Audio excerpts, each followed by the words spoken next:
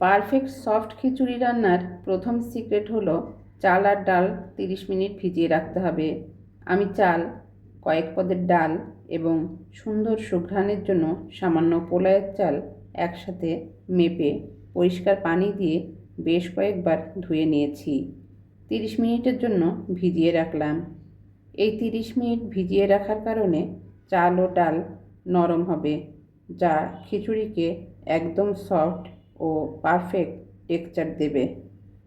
গরম গরম ধোয়া ওঠা খিচুড়ির সাথে আমাদের বাঙালিদের পাতে কিছু একটা ভাজি কিংবা ভর্তা না হলে যেন চলেই না। এটা শুধু খাবার না, এটা আমাদের চিরচেনা এক ঐতিহ্য, এক টুকরো আবেগ।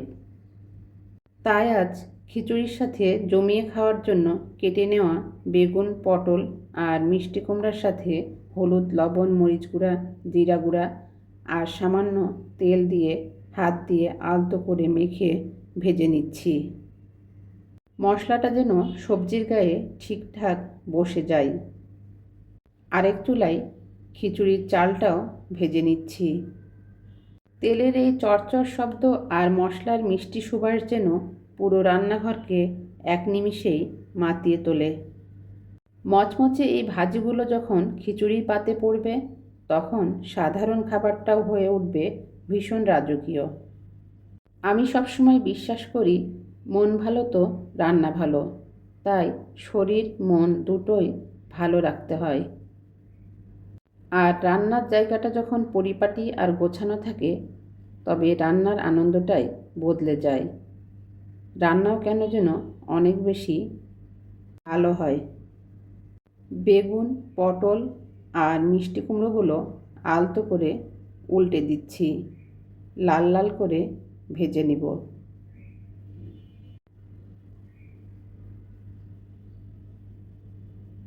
সবজিগুলো প্রায় ভাজা হয়ে এসেছে।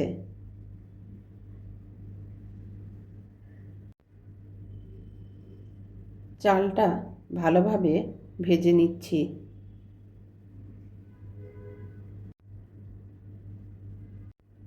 এ পর্যায়ে দিয়েছি কাঁচামরিচ, দিয়েছি গরম পানি। কাঁচামরিচ দিয়ে চাল ভাজলে কাঁচামরিচটা নরম হয়ে যায়, এতে করে খেতে ভালো লাগে না। ফ্রিজে সামান্য মাংস ছিল, খুব বেশি একটা নেই। তবে গরম খিচুড়ির পাতে যদি এই মাংসের একটা টুকরো থাকে, তবে একজন বাঙালির আর কিছুই লাগে না। রান্নাঘরের সব ক্লান্তি ঠিক এই জায়গাতেই এসে দূর হয়ে যায়। মেয়েদের আসল তৃপ্তি তো এখানেই, যখন ধোয়া ওঠা খাবার প্লেটে গরম গরম পরিবেশন করা হয়। তো যাই হোক, অনেক কথা হলো। এ পর্যায়ে আমার বিদায় নেবার পালা।